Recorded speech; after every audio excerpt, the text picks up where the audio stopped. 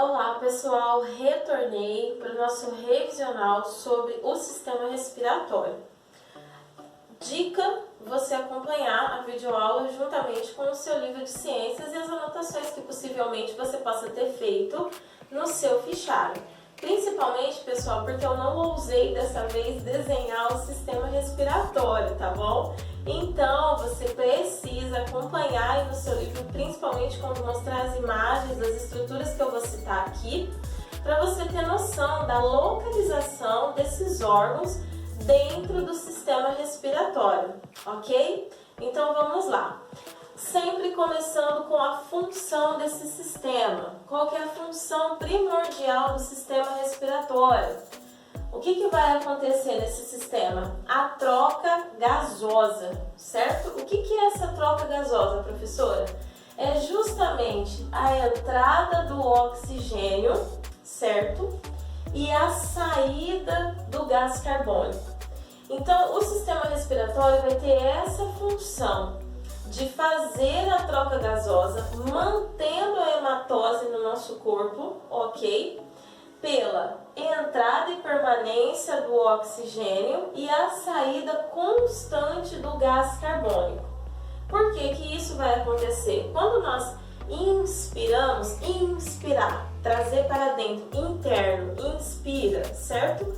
Todos os gases que estão na atmosfera entram para dentro do nosso sistema respiratório. Por isso que por conta desse tempo de estiagem, Ribeirão Preto já ultrapassou os 90 dias de estiagem, as pessoas têm tantos problemas respiratórios, porque praticamente nós estamos inspirando o quê? Poeira. Toda essa poeira que quando você passa o dedo, né, essa poeira marrom, ela está sobre os móveis, você está inspirando essa poeira constantemente. E uma das funções da nossa fossa nasal, né, é justamente essa que eu vou falar para vocês daqui a pouquinho. Mas é por conta disso que justamente nesse período do inverno, com essa estiagem prolongada, os problemas respiratórios, as doenças respiratórias, elas se tornam mais proeminentes justamente por conta disso. Quando você inspira, você traz o que está ao seu redor para dentro do seu corpo. Quando você expira, externo, você libera o ar para fora do seu corpo. O correto é inspirar pelas narinas e expirar pela boca. Você não vai respirar assim no seu dia a dia quando você está sentado fazendo exercícios de ciências, né? Mas quando você estiver fazendo exercício físico, essa é a forma correta para que você consiga respirar, não fique ofegante, cansado e consiga desempenhar aí o exercício físico do qual você está fazendo. Então, voltando novamente, a função do sistema respiratório é a troca gasosa. O que é a troca gasosa?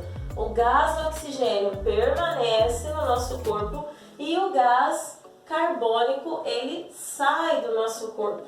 Daqui a pouco eu vou falar onde exatamente vai acontecer essa troca gasosa dentro dos órgãos do sistema respiratório.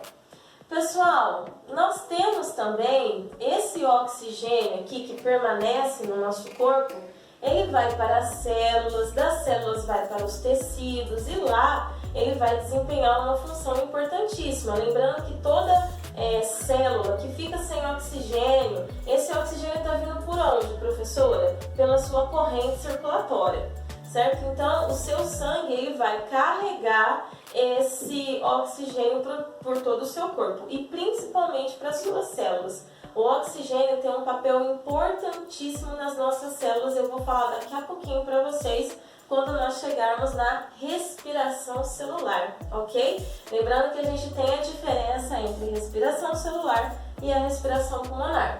Qual que é a diferença, professora, entre esses dois tipos de respiração? Na respiração celular, ela vai acontecer dentro da célula por meio de uma organela chamada mitocôndria, tá bom?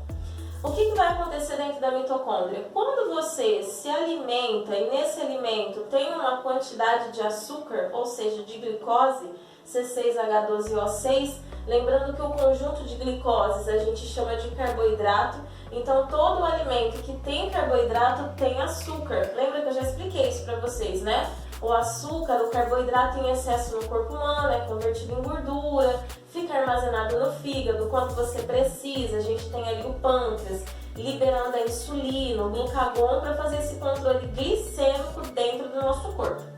Então, quando você se alimenta de carboidrato, seja qual fonte for, né? Esse carboidrato, pão, arroz, macarrão, e na presença do oxigênio que você inspirou para dentro do seu corpo, vai ocorrer o quê? Uma quebra, uma produção de energia. O oxigênio vai quebrar esse carboidrato e distribuir toda essa glicose para o seu corpo humano. Então, respiração celular vai ocorrer dentro da célula, numa organela chamada mitocôndria, ok? Dentro da mitocôndria, o oxigênio que veio do sistema respiratório mais o alimento que veio do sistema digestório vão se unir.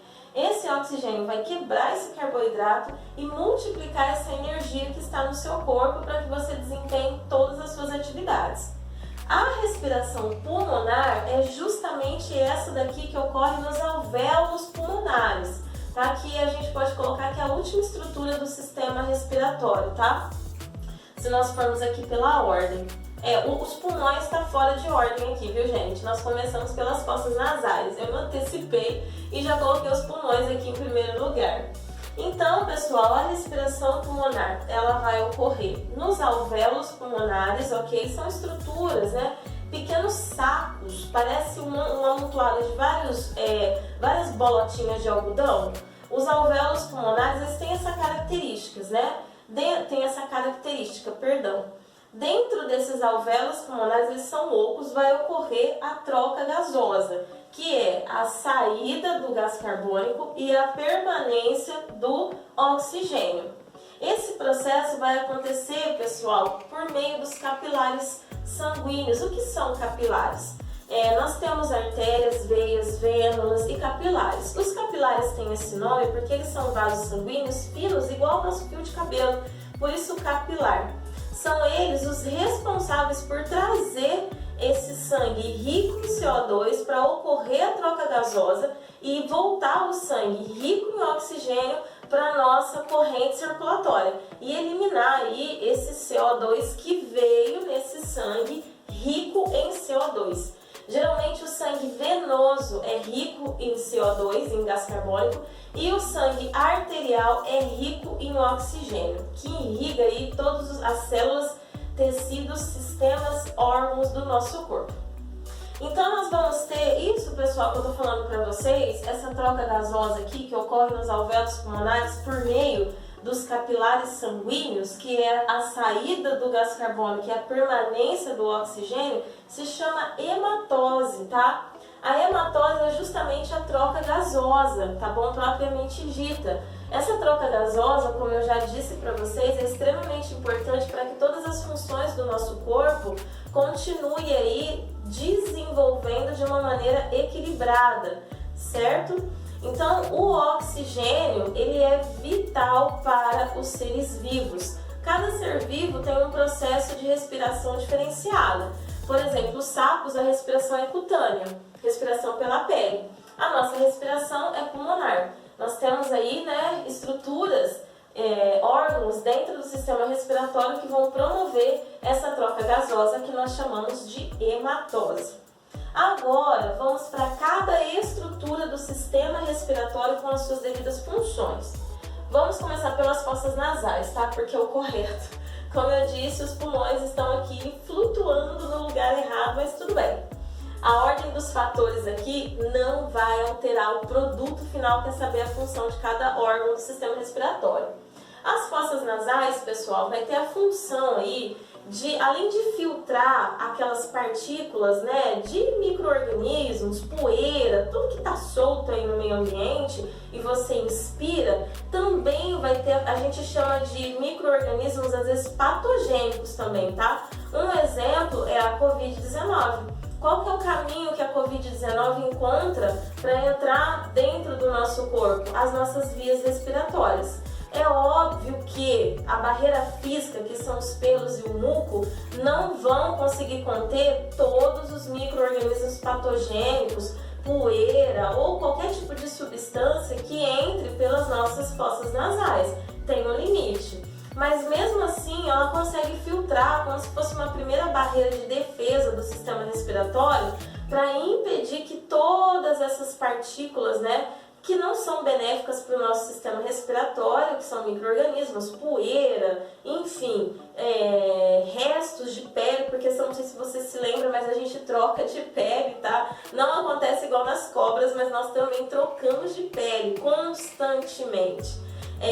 Todas essas substâncias, né, que estão presentes aí na atmosfera terrestre, na medida do possível, são barradas nas suas fossas nasais, nos seus pelos, ok? Que estão aí nas suas narinas, e o muco também, ou a famosa e conhecida meleca, vão fazer com que esses micro-organismos, né, e essas substâncias aí presentes e soltas na atmosfera não entrem toda no nosso sistema respiratório. E também tem outra função nas fossas nasais, umidificar o ar, tá? Diminuir a temperatura desse ar para ele não descer queimando, né? Faringe, laringe, traqueia abaixo. Agora vamos para faringe e laringe. Pessoal, faringe também está presente no sistema digestório, ok? É um órgão aí compartilhado nos dois sistemas, respiratório e digestório. Faringe e laringe serão canais por onde o ar vai passar. Mas na laringe a gente tem uma característica específica que eu já falei para vocês lá no sistema digestório. Eu já até pedi para vocês fazerem esse teste, se você quiser repetir, fique à vontade.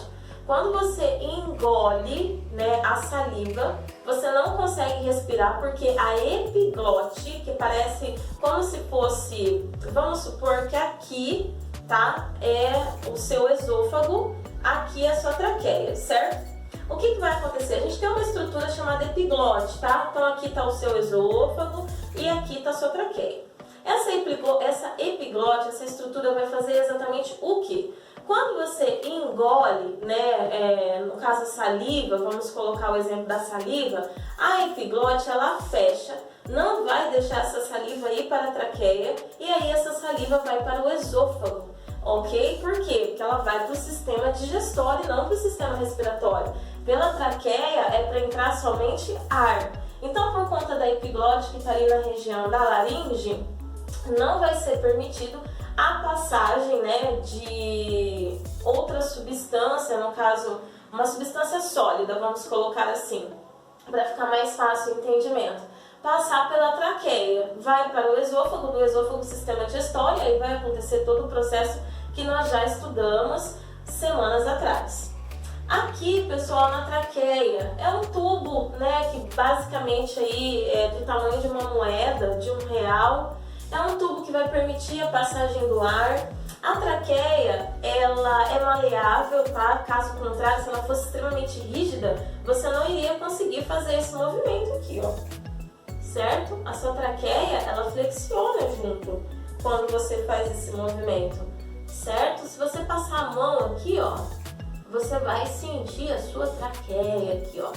Ela, né, é um tubo, parece aquele tubo PVC, lembra que eu falei pra vocês na sala de aula? Ela é semelhante àquele tubo PVC, bem maleável também. Ah, como é que você sabe, professora? Porque na biologia a gente precisou fazer aula de anatomia humana e na medicina veterinária também, né? Esses 2 anos e meio de medicina veterinária não foram em vão. Eu pude aí tocar, pegar, massagear, operar, cortar, costurar vários tipos de órgãos, tá bom? Muito interessante, aliás, pessoal. Os brônquios, bronquíolos, né? Aí a gente já entra dentro dos pulmões. A hora que a traqueia ramifica, ela já entra dentro dos pulmões com outro nome, não é mais traqueia. A gente tem os brônquios. Dos brônquios, a gente tem os bronquíolos. E finalizando os bronquíolos, os alvéolos pulmonares. Por isso que eu disse que é a última estrutura que nós temos aí nos pulmões. Eu quero abrir um parênteses aqui, pessoal, porque dependendo da imagem que eu colocar na prova, você pode ficar em dúvida entre colocar alvéolos pulmonares ou bronquíolos. Qualquer uma das duas estruturas que você colocar, eu vou considerar, mas o mais correto para você poder colocar no finalzinho mesmo, são os alvéolos pulmonares, tá? São as estruturas mais externas aí dos nossos pulmões. Os pulmões, ao contrário dos rins, não pode ser doado somente um. Ou você tem 2 pulmões ou você não tem nenhum, certo? Não tem como você tirar um pulmão, doar para outra pessoa e ficar com um só.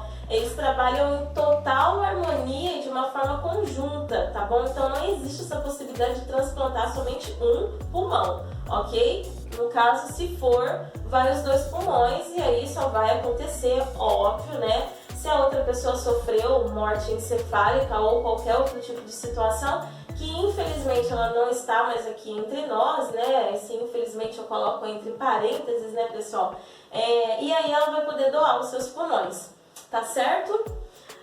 Basicamente, esse é o seu sistema respiratório com a sua função, com os seus órgãos, né, desempenhando um papel importantíssimo para a manutenção do equilíbrio de todos os sistemas do nosso corpo. Lembrando que não existe aquele sistema que é o mais importante, mas existem sistemas que trabalham de uma forma aliançada para que todo o seu corpo funcione bem. É claro que o sistema nervoso, ele é o nosso centro de comando, tanto que quando a pessoa tem morte encefálica, ela já é declarada morta. Então ele é o sistema que dá ordem de comando até mesmo para que a gente respire, o nosso coração bata e o sistema digestório também desempenha suas funções e por aí vai, sistema urinário também. Tá certo? Mas sempre lembrando, todos os nossos sistemas trabalham em aliança para um bem comum, que é a manutenção equilibrada do nosso corpo. Por isso que você precisa cuidar bem do seu corpo, do seu templo, certo? Para que todos os seus sistemas consigam funcionar muito bem. Qualquer dúvida você me chama, lembrando que nós temos prova esta semana e não é para você fazer prova com dúvidas. Nós temos 2 aulas, dá tempo de você assistir a videoaula, assistir o devocional e ainda tirar dúvidas comigo, ok? Um beijo e a gente se vê semana que vem e uma excelente e abençoada prova para vocês. Tchau, tchau!